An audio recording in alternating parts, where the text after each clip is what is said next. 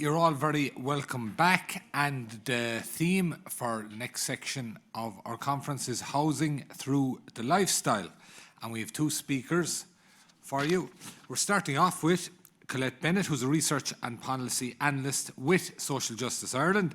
Colette joined the organisation in 2018, having spent almost a decade engaged with social policy and advocacy work on behalf of a large debt organisation and in a volunteer capacity with organisations such as the Simon Community and FLAC. In December 2016, Colette led an EU special mission to Cyprus to support the Insolvency Service of Cyprus to implement their insolvency solutions for low-income debtors. Colette is a member of the Irish Social Policy Association. Thank you very much. And I'd just like to thank you all for coming today, particularly in weather like this. So what I'm going to be talking about essentially is housing, and specifically the Rebuilding Ireland housing strategy. And obviously in the context of today, what that strategy is doing in terms of our younger generation and our older people. So Rebuilding Ireland, 5 pillars, and on the face of it, it looks like this is a fairly comprehensive strategy. It's looking at homelessness, social housing, need for more construction, an improved rental sector, and utilising existing homes, vacant properties and voids. But the question to ask is it actually working? And what impact is it having on the accommodation needs of our population today? So starting off, we're going to look at the first pillar, which is addressing homelessness. So the key objective here was to provide early solutions to address the unacceptable level of families and emergency accommodation, deliver interagency supports for people who are currently homeless, with particular emphasis on minimising the incidence of rough sleeping, and enhancing state supports to keep people in their own homes. This was a fairly ambitious objective.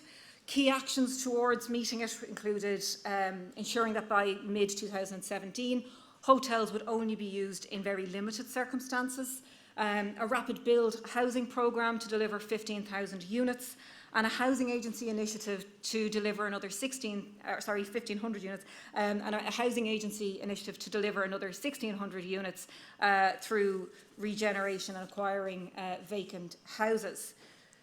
Unfortunately, it didn't deliver on the promise. In July 2016, when Rebuilding Ireland was first introduced, there were 6,500 people accessing emergency accommodation, so 4,000, just over 4,000 adults and 2,300 dependents. The latest figures for September of this year show that that number has increased by over 59% to 10,397 people accessing emergency accommodation, so 6,500 adults and a jump of almost 4,000 children. These are just the official data, and that's really important to note, and it's important to note across not only housing strategies but a lot of strategies that are out there at the moment. These don't include people who couldn't access the emergency accommodation on the particular evening that this data was put together. They don't include people who are couch surfing. They don't include rough sleepers. They don't include, critically, people who are accessing temporary accommodation with their local authority, where once they would have been included. Earlier this year, on this data issue, a report commissioned by the European Commission from the European Social Policy Network referred to the current state of data collection on homelessness in Ireland as statistical obfuscation, if not corruption. Now, that's a damning indictment of where we are in terms of data, and particularly data for a critical issue for evidence-based policy making. However, even on the basis of this obfuscated data, you can clearly see that the Rebuilding Ireland targets here are not working. In the context then of what we're looking at today, I'm going to move on to family and older people within this context. So you can see from this slide here that family homelessness, in line with the general homeless population, has also increased. And in fact, since the introduction of Rebuilding Ireland, it's increased by over 55%. In response to this, one of the solutions was to introduce family hubs in 2017 as an alternative to bed and breakfasts and hostel accommodation. Within a very, very short time of their introduction, the Irish Human Rights and Equality Commission warned that this would risk normalising homelessness and institutionalising homeless families. However, that warning was completely ignored, and by January 2018, on the second Housing Summit, the Minister for Housing urged local authorities to build more rapid build family hubs. We've also seen increased funding for family hubs in the last two budgets, 2020 and 2019. Now, a report published by the Office of the Children's Ombudsman in April of this year shows just how right IREC were in their warnings. This report dealt with the experiences of families and children in accessing this type of accommodation, where they described their living conditions, and this is children as young as 10, describing their living conditions as being like a prison, of not being able to have friends over to visit, of not having a quiet place to read or to do homework, and the experience of having to sign in and out, of being humiliated, and their experiences of bullying because of their housing situation. The report does say that family hubs are better than hotels and bed and breakfasts, but they are very clear to say that they are not a sustainable or suitable long-term solution. Moving on then to older people and homelessness, and while these figures are a little bit bumpier than the other two graphs, the number of people aged 65 and above accessing emergency accommodation has increased by 78% in the period of the Rebuilding Ireland programme. It is from a low base, so it jumped from 83 in July 2016 to 148 in September 2019. However, we really need to be concerned about this rate of increase. We also have to be sure that we remember that, one of the challenges that so often can come with ageing is frailty, and that can be exacerbated by poor living conditions and by poor accommodation.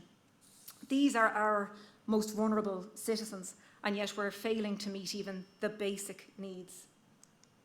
In terms of sustainability, it doesn't make any sense, either societal or financially, to continue in the way that we are in the use of our emergency accommodation. We know that since 2014, 438 million has been spent by local authorities on emergency accommodation, with almost 80% of that being spent since 2016.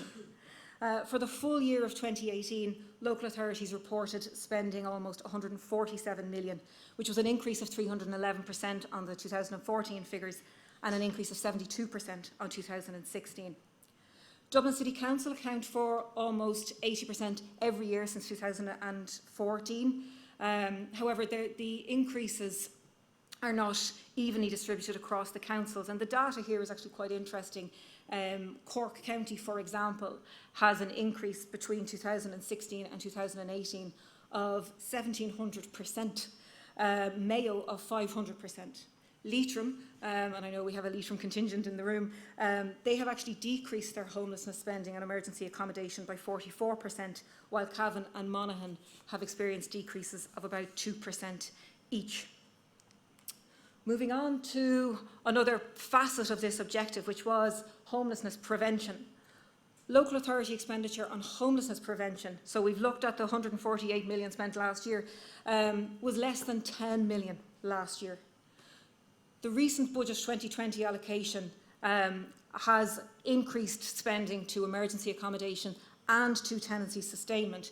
However, that increase accounts to less than 6% since 2018. So the 2020 allocation is less than 6% higher than what was spent last year, while the numbers of people accessing emergency accommodation has actually increased by 21%. Among the actions contained in Rebuilding Ireland to prevent homelessness was the establishment of a service to provide legal and financial supports to homeowners in late-stage mortgage arrears and increase the mortgage to rent supports. The former became known as the Awalia scheme, the Awalia project, which is under the remit of the Citizens Information Board. What this did was marginally increase funding to the MAB services for mortgage supports. It continued to fund the accountant service that was in place since October 2017, and it funded a new voucher system for borrowers who are in late-stage mortgage arrears to be able to access a personal insolvency practitioner, or a PIP, or a consultation solicitor for one meeting to determine if they would be eligible for insolvency processes. Now, according to the second annual report for the Utilise scheme, 95% of borrowers who accessed a personal insolvency arrangement, so that's the one where the mortgage can be included, were kept in their home. And 86% of those who accessed a voluntary arrangement through MABs also managed to maintain the home. But again, the data on this can be slightly misleading. Data relating to personal insolvency practitioners related to individual borrowers. Those relating to MAB services were borrower households. The PIAs that we talked about, the personal insolvency arrangements, that relates to 128 borrower mortgages. So 122 of those remained in their home. Whereas the voluntary arrangements relates to over 1,000 households, 1,000 mortgages. 85%, so 978, are kept in their home. In terms of the sustainability of these arrangements, personal insolvency arrangements, the majority of those are based on what's called split mortgages. So a payment of a significant proportion of your mortgage debt is deferred. The sustainability of that into the long term, into older age, with a potentially reduced income, has got to be questioned at best. We know in terms of mortgages and mortgage arrears and ageing, as of the latest census, so for 2016, 5.7% of people aged 65 and above have a mortgage. So it is a relatively small proportion of that age group. We know that the majority of people in that age group are owner-occupiers outright. However, the real number of people in that cohort has increased by 26% since the previous census. So absolutely some of this group will have taken out mortgages as deposits for their children. However, there will be some who are in arrears, whose mortgages will be in difficulty, whose incomes will be reducing, and who will be finding themselves facing the possibility of being made homeless in older age. Mortgage to rent isn't providing the solutions either. According to the latest report from the Housing Agency on mortgage to rent from Q3 of this year, a total of just over 4,000 cases were received. 3,200 of them didn't make the cut, and only 586 cases have actually been successfully completed. There was a review of mortgage to rent in 2017 in February, and while the eligibility criteria remain pretty much unchanged, one of the main outcomes of that review was the introduction of a new funding model using private equity. Private equity vehicles are by their nature profit-driven. This cannot be left to private operators and the poverty industry. We're unfortunately in a position where homelessness is becoming normalised. 44% of all homeless people in Dublin accessing emergency accommodation have been doing so for more than a year, with 18% for 2 years or more. In terms of family homelessness, 45% have been accessing emergency accommodation for more than a year, and 15% have been in the system for 2 or more years. Moving on to the next pillar and the acceleration of social housing.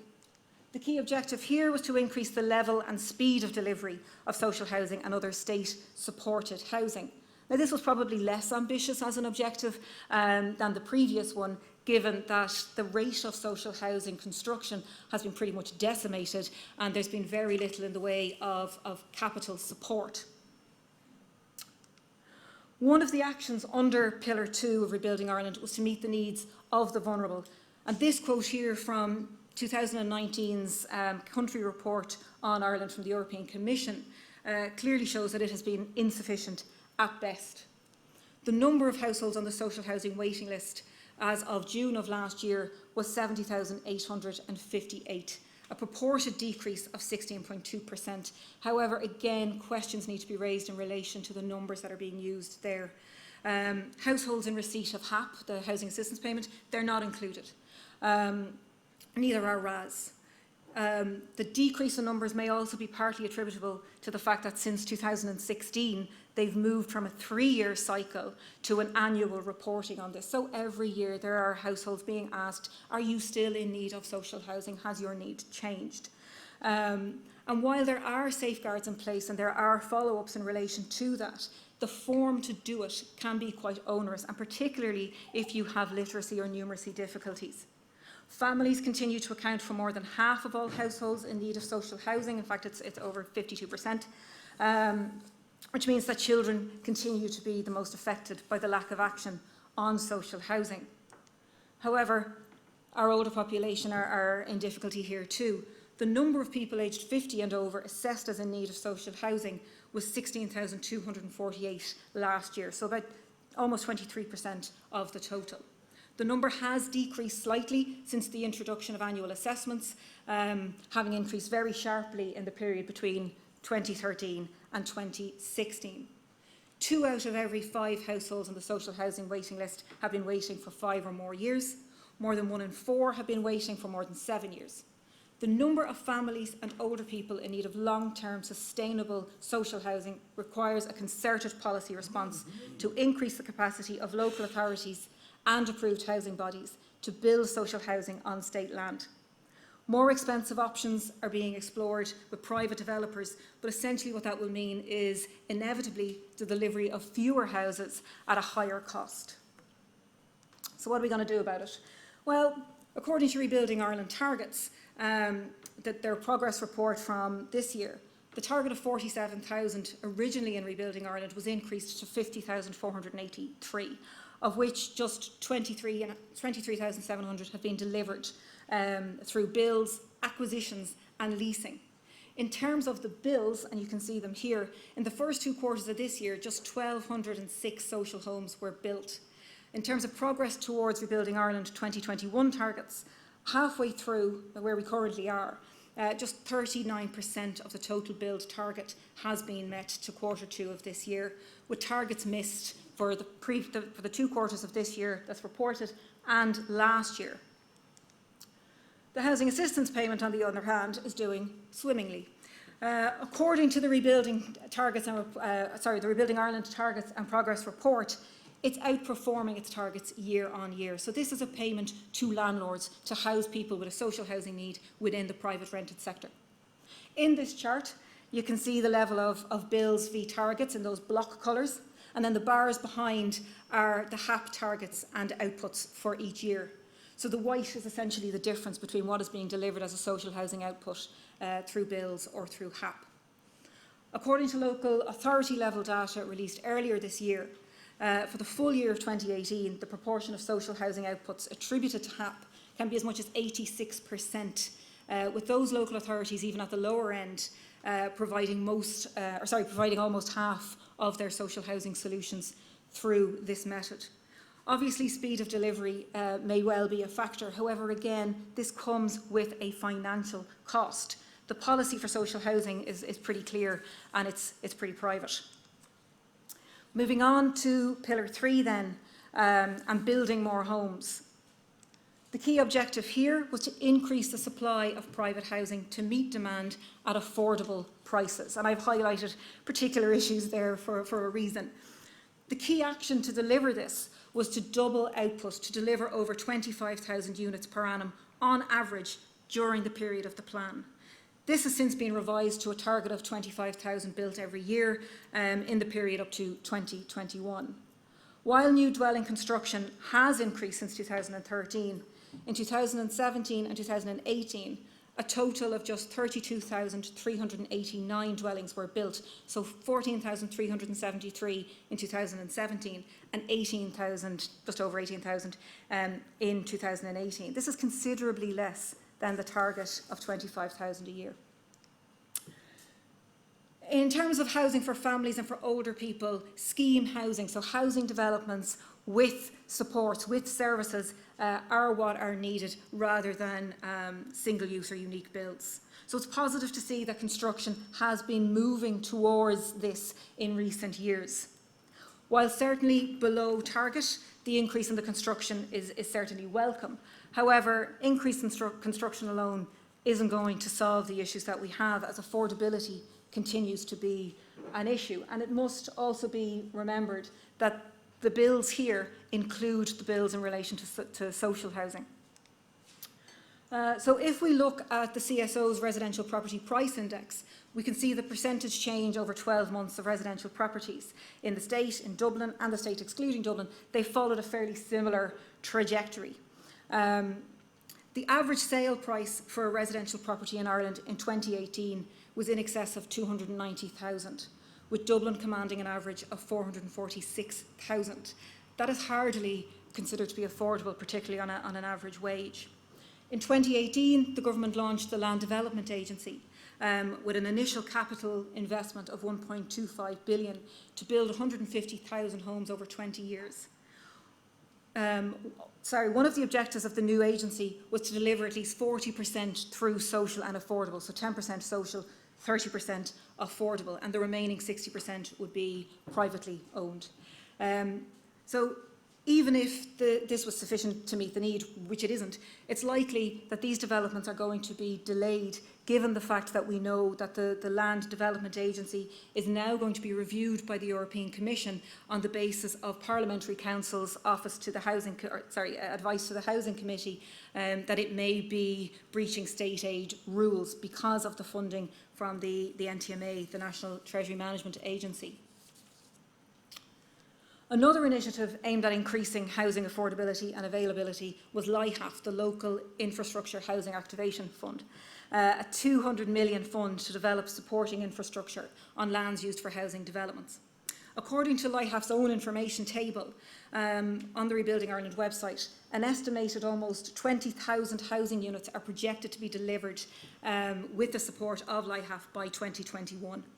Of these, just over 3,000 will be social or Part 5, 2,300 will be affordable housing, and 5,600 will be cost-reduced housing units, so where a commitment has been made to provide reductions on the market price on private units available directly to the public.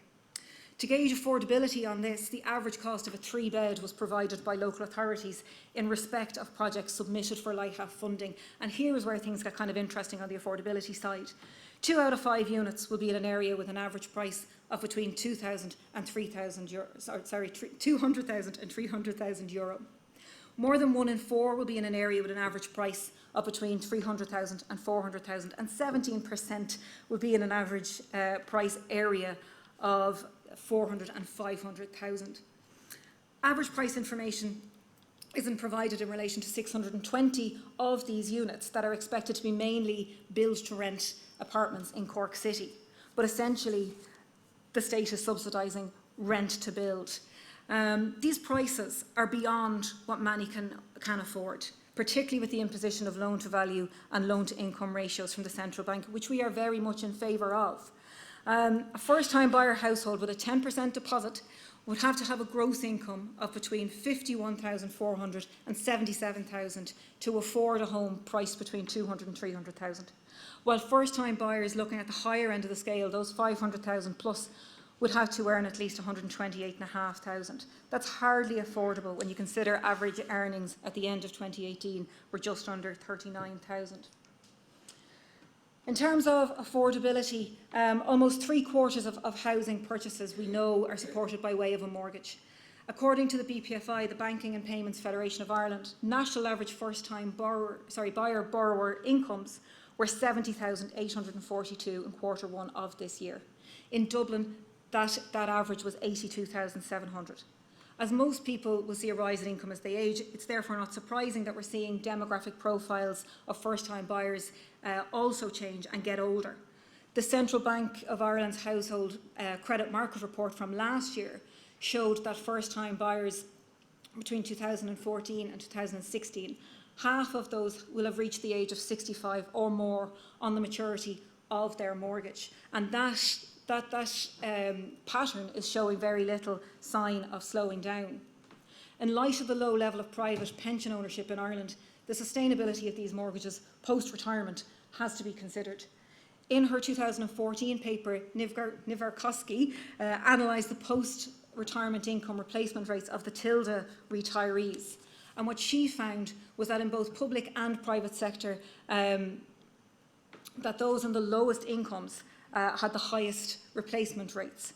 Her paper also set out the mean values of retirement income across the range of factors, and you can see in Table 1 that's up here, in relation to the income quartiles. So those on the very lowest rate, who can barely afford it anyway, they'll see an income replacement of about 99.4%, so it's almost 100%, whereas those at the higher end will have less than 40%. Improving the rental sector then. The key objective here was to address the obstacles to greater private rented sector delivery, to improve the supply of units of affordable rents. In order to achieve this objective, government was to develop a strategy for a viable and sustainable rental sector, introduce legislation on balanced arrangements for tenancy terminations, introduce an affordable rental scheme, and support greater provision of student accommodation. In terms of supply, according to the RTB, the Residential Tenancies Board, as of 2017, so their latest annual report that's available, there were 174,000 landlords registered with the RTB. The numbers peaked around 2012 and then took a bit of a dive and have been fairly bumpy since. This is also coupled with higher numbers of multi-property landlords entering the sector. The latest Daft rental report indicates that as of this month in November, there were just 3,500 rental properties available on the market. In contrast, Airbnb, their Vice President for Dublin site, lead and global VP community support, I'd love to see those business cards, wrote in the Irish Times that an analysis of entire homes listed on Airbnb showed that they account for just less than 1% of total housing in Ireland. Now, it is less than 1%, that could be any rate from 0 to 1, but essentially that when you look at the data around this, and I haven't included all of it because some of it isn't from very reliable sources, but everything is pointing towards an indication of just under about 20,000 full homes. So in the midst of a housing crisis, short-term, higher profit rentals are taking long-term homes out of circulation. Since July 2019, private homes used for short-term lettings, such as on Airbnb, were required to apply for planning permission. Earlier this month, the Irish Examiner, paper of record, reported that just 3% of eligible Airbnb properties had registered under the new rules, and just 3 staff had been recruited to local authorities to enforce the new legislation. And of course, in addition to supply, we have an affordability problem. The same Daft rental report from this month indicates that the average asking price for rent nationally is now €1,403. In Dublin, there's a pretty big hike. So in North County Dublin, they range from 1,728, and then in South County Dublin, 2,224. These are rents that are sought in respect of new tenancies, and as such, they differ a little from the average rents being paid in existing tenancies. Legislation to introduce rent pressure zones in the 44 local authorities areas that they are in haven't really had the desired impact, particularly on the asking rents. But to look at existing tenancies, we're looking again at the RTB data, and according to that, the RTB rent index, private rents increased by almost 57% between Q1 of 2012 and Q1 of this year, while average weekly earnings, according to the CSO, increased by just 10% in the same period. With rent inflation outstripping increases in average earnings, it's perhaps unsurprising that tenants in private rented accommodation are most likely to experience housing cost overburden. So they're spending more than 40% of their disposable income on housing costs. According to Eurostat, more than 1 in 5 tenants spent more than 40% of their disposable income on housing in 2017. Almost 1 in 10 spent more than 60%, 1 in 20 spending over 75%. This level of unsustainable housing cost overburden is a result of policies which prioritised profits over the rights and the quality of life of tenants, as was reported by the UN Rapporteur on Adequate Housing earlier this year. In terms of the demographics, when it comes to student accommodation, the government introduced its National Student Accommodation Strategy last year, and that proposed essentially outsourcing developments to private operators. 6,691 purpose-built student accommodations have been built. 1,000, just over 1,000, will be publicly owned, while the remainder are privately owned. The private rented sector is also the dominant tenure for younger age groups, so accounting for 67.5% of those aged 0 to 24, over 50% of those aged 25 to 34 and 24% of those aged 35 to 44. This increase, when you look at it compared to 1991, is particularly stark in those last two ages that I referenced. And these are also the age groups of peak family formation. So increased costs associated with raising a family, high rents and lack of affordable alternative solutions means it's likely that these families will be trapped in unsustainable situations or face homelessness into the future. And I was really struck by James' presentation earlier on in relation to decreased fertility, and I do wonder if affordability plays a part in all of that. The proportion of older households living in private rented accommodation is relatively small. However, for those almost 15,000 households currently living in the private rented sector, again, the sustainability must be questioned. In looking now at rents and rights, when you're spending between 40 and 75% of your disposable income on housing costs, you might think you're going to get a basic standard of accommodation. Unfortunately, you might not be right.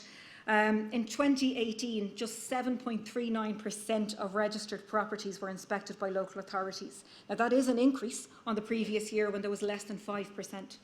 Of these, 83%, so almost 20,000 households, were found to be non-compliant with regulations, of which just 27% of that almost 20 became compliant last year.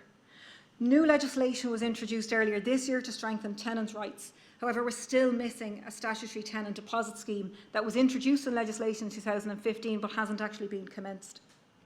As for affordable and cost rental, with the exception of a few small pilots around the country, that's done very little to address affordability. So it's clear that many households will not become homeowners, and there are many who may not want to either, but that lack of sustainable, affordable models is of a huge concern. And finally, under the pillars, to utilise existing housing. So the key objective here was to ensure that existing housing stock is used to the maximum degree possible, focusing on measures to use vacant stock to renew urban and rural areas. Key actions within this pillar included vacant housing repair and leasing initiatives, removing regulatory barriers to reusing vacant properties, resolving unfinished estates, and better management of social housing through rapid relets. According to the latest census, 183,000 plus, excluding holiday homes, properties were vacant on census night 2016. So when you look at that in comparison to the social housing waiting lists, there are more vacant properties in every county than social housing need. However, this is only part of the solution. In early 2017, the government introduced the repair and leasing scheme for owners of vacant properties. According to a PQ from this year, provisional data for that scheme show that up to Q1 of this year, a total of 1,335 applications had been received, and just 102 homes had been brought back into use, with another 138 agreements to lease being signed. That's just 7.6% of all applications that are actually getting through and being brought back into use. In July 2018, the government launched its vacant housing reuse strategy, aimed at bringing existing vacant properties back into use. So of the 183,000 vacant properties, according to a report again, the Examiner, 3,200 tip-offs were received by officials, and just 293 were being brought or were brought back into use. Looking at rural regeneration, a report into vacant properties in rural areas based on a pilot of 6 rural towns indicates that people are very reluctant to put their vacant property back into use in these areas. Now, the final report is awaited at the end of this year, but things like expectations of a higher future sale price, high costs of refurbishment, and lack of amenities in rural towns and the negative perception of rural areas and traffic are playing a part. So if we want to incentivise this, these are the things that we need to look at. These are the areas that we need to address. But it's not just vacant private properties that are an issue. Local authority vacant properties or voids also have a part to play here. And again, shockingly, data is a problem here. Between 2014 and 2017, 9,227 voids were returned to use at a cost of 119 million. Since 2018, however, properties being brought back into use are only reported in official data up to the Rebuilding Ireland targets and not beyond. So while the Rebuilding Ireland targets, they report just 560 voids being brought back into use by local authorities, the real number, as set out in a parliamentary question this year, was 1,765. Questions have to be raised as to the rationale behind that, but also what is there to incentivise local authorities to continue bringing existing buildings back into play if they're not being reported anywhere and if the data does not count. So how do we rebuild Ireland for everyone? Rebuilding Ireland is defined by privatisation and financialisation for private operators of emergency accommodation, private landlords receiving increasing amounts of rent subsidies for social housing solutions, private developers building on state lands, short-term, high-cost lettings. For children, families and our older people, precarious housing costs so much more than money. Preliminary results from an attitudinal study produced by the Department of Housing and the SRI and presented at a conference 2 weeks ago suggest that the vast majority of older homeowners wouldn't be incentivised for any money to move from their homes. That attachment to the home and to the family and friends was far more important. The same week, the President held a seminar on the need to rethink economics, to move away from the status quo and deliver a new model of coexistence, development and collaboration. At that seminar, Professor Mariana Mazzucato, you better believe I have that spelled phonetically, from University College London, asked us to attribute more to the term value than just profit. This is something we need to do across a huge amount of policy areas, but particularly in terms of the home. In considering how to rebuild Ireland for everyone, we need to look and also reimagine Ireland, to focus on what we value and to design the policies and the housing that align with that. If we take home as the core of the strategy, then how can we ensure that everyone has that place where we close the door and we feel safe, that place where we're happy to raise our kids, that place where our older people are comfortable and cherished, where we foster a community that no amount of money will part us from. So when looking at some policy things, and I promise I'll end soon, on the homelessness side, if we look at some policy responses to this, we need to invest in homelessness prevention and limit the amount of time a family should spend in emergency accommodation in the same way as they do in Scotland. We need to extend the principles of the Housing First programme to families to ensure that wraparound services that are desperately needed by both parents and their children are provided. We need to ensure that our laws prevent evictions unless the state could provide alternative sustainable accommodation, and this is available in other European countries. In terms of social housing, we need to increase the construction of social housing on state lands and set limits on the amount that someone has to wait on a list.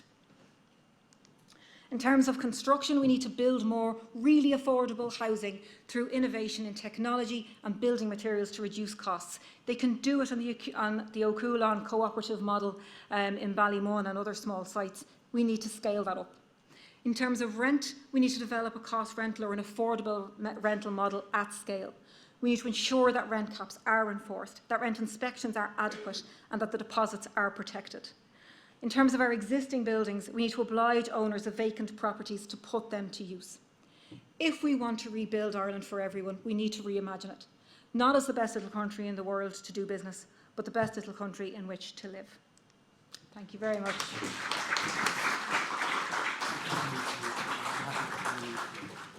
Sure. Thanks very much, Colette. We'll take any questions we have from the floor just before we move on to Sean. Or housing, yes, we're down here, Sorry, Emmanuel Sweeney.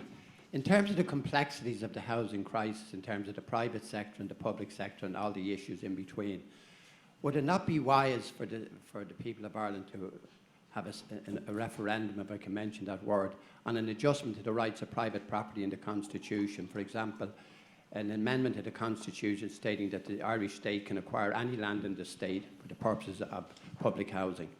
This would immediately give the state access to major amounts of land. The Land Agency has 150,000 houses for 20 years. There's nothing in terms of reality of the figure. So I imagine that in that context, that kind of amendment, a specific amendment, not an attack on the right to private property, but a specific amendment, which was mentioned in the Kenny report in the context of planning, would be a very wise move in terms of the complexity of the problem, in terms of moral hazard and so on. And you know, there's so many aspects to the problem that I believe that the acquisition of land at agricultural rates would immediately give the amount of land required, because one of the key costs of all housing is land.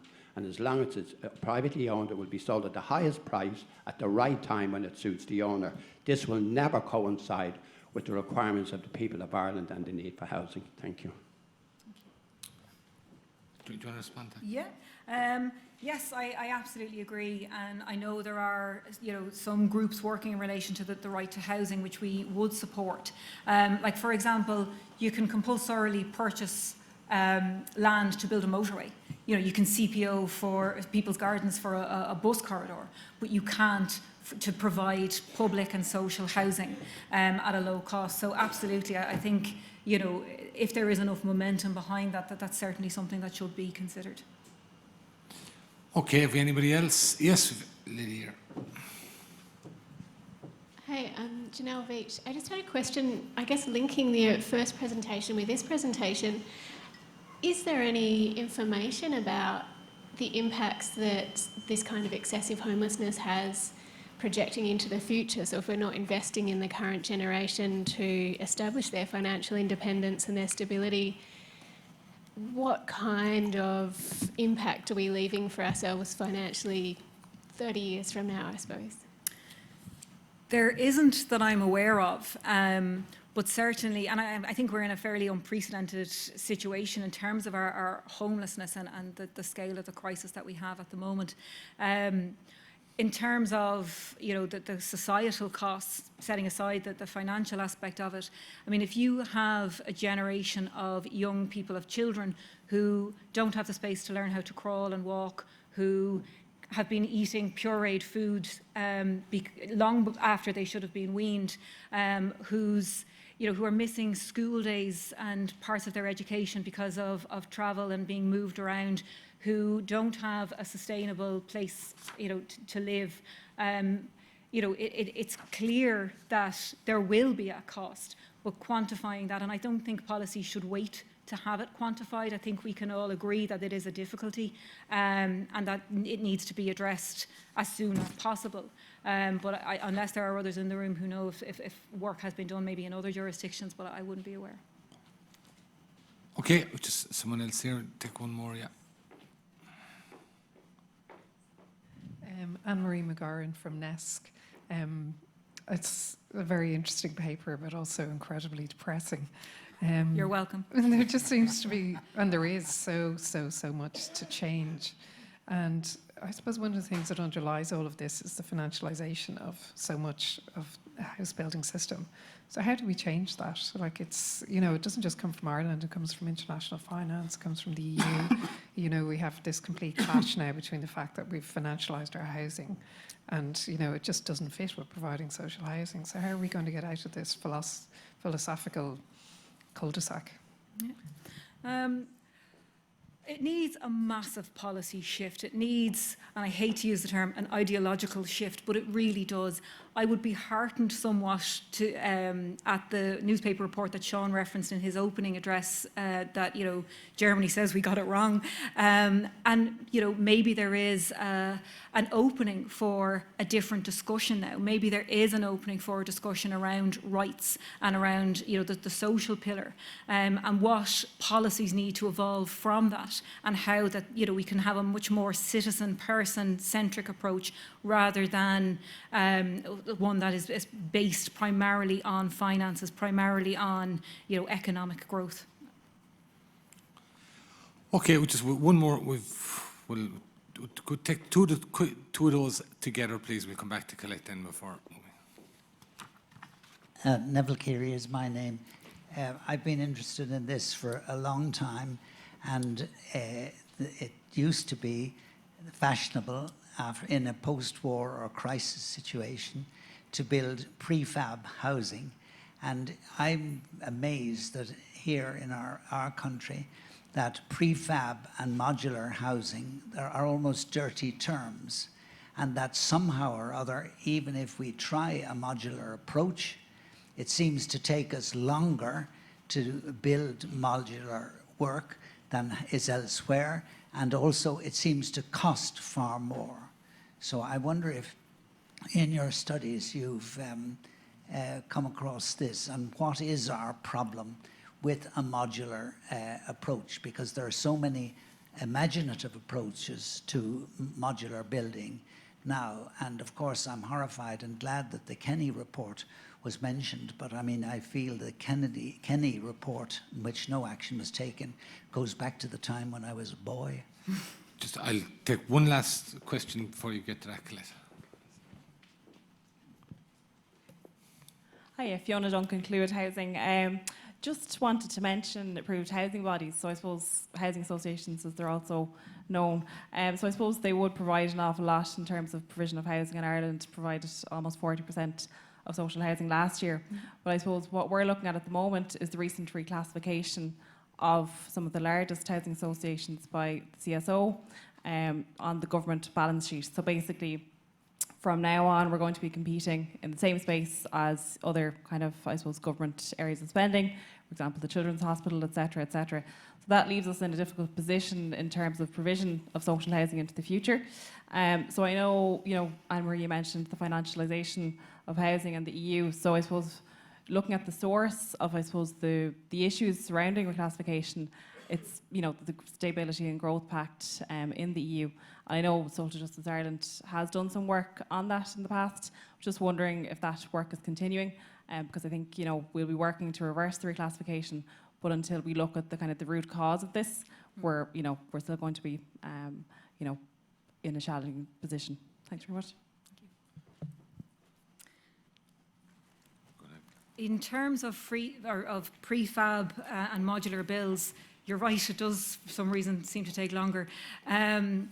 I think some of the hold up with that is in relation to the new regulations. So houses have to be of a particular size, have to be of a particular standard, they have to have a particular energy rating, and that is creating some blockages. Planning is another, notwithstanding the fast track planning applications process. Again, I would draw on the work of, say, O'Coulon Co-op. They are providing fairly rapid build at a small enough scale. Were they to be financed, in speaking to their CEO, his issue as well is with the cost of land. So to build like that on state land, if they can do it, there's no reason why others can't. In terms of the recent reclassification, I mean, the fact that AHB's approved housing bodies are now part of the general government debt is an issue, and particularly, when the social housing strategy was brought in back at the end of 2014, there was a huge reliance. So everything was looking towards AHBs to provide the solution because they were off balance sheet. And it's good to see that reclassification is still being challenged. On the Sustainability and Growth Pact, there is some room, there is some flexibility available, but government has to look for it. So, we have slightly above 60% GDP to debt ratio, or debt to GDP ratio. So there is an increase actually in flexibility under the Sustainability and Growth Pact for that, but it requires the political will, and as you say, it's also competing with other things like national broadband, Children's Hospital, etc. Okay, just Colette Bennett. Colette, thank you very much for an excellent presentation and for addressing those questions for us. Now, our next speaker is Sean Moynihan, who's CEO of Alone, which, as I'm sure you know, is the agency that represents the interests of older people.